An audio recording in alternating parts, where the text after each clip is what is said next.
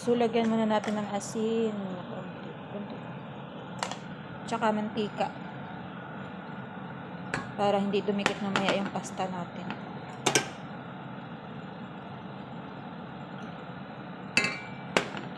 Tsaka, ipakuluan muna natin yan bago ilagay yung pasta.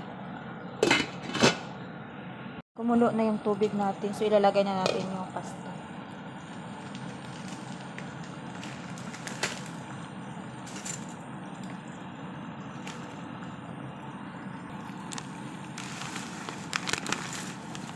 Parang walis pala itong mga pasta na ito. Hindi bilog. Parang walis.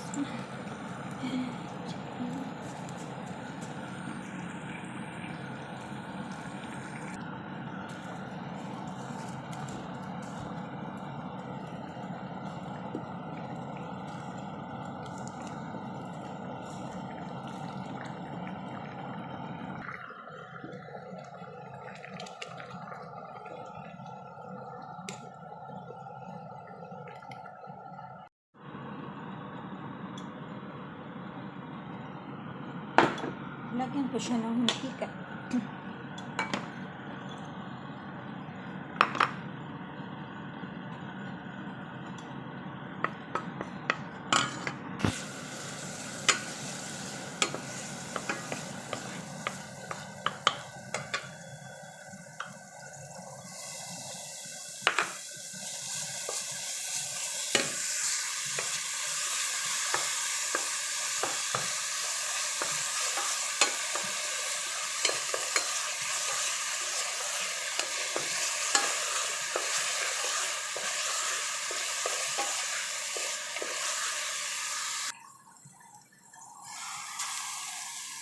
Ilagay po natin yung chicken pagkatapos natin gisahin yung onion at saka garlic.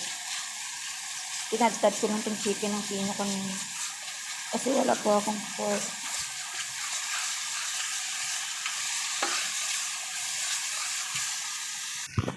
Lagyan po natin siya ng black pepper.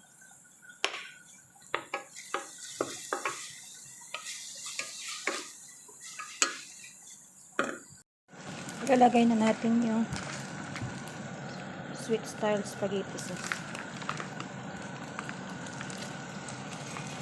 Iubos na natin.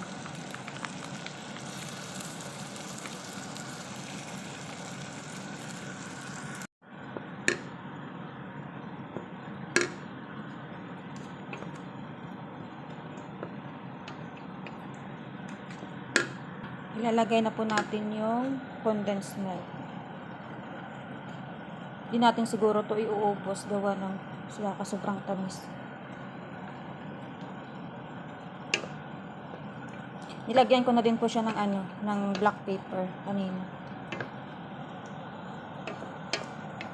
Tapos wala tayong cheese na pang spaghetti. Yung ginawa ko yung sa panlagay sa burger na cheese. Yan yung ginayat ko. Ayan. Pwede na yan. Haluin lang natin hanggang kumulo to.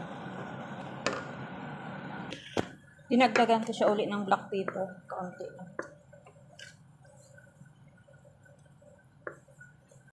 Lalagay na po natin yung ating pasta.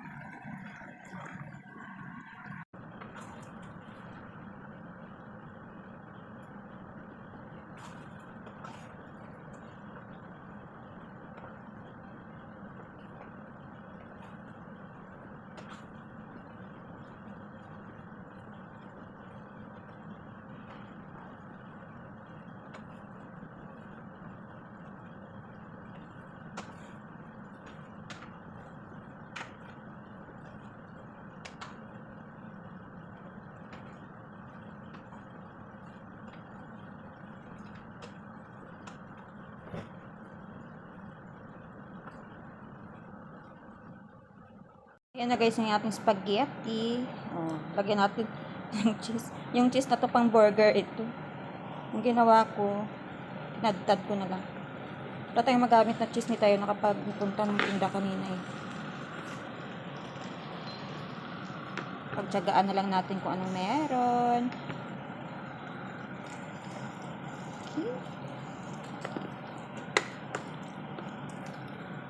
Babus!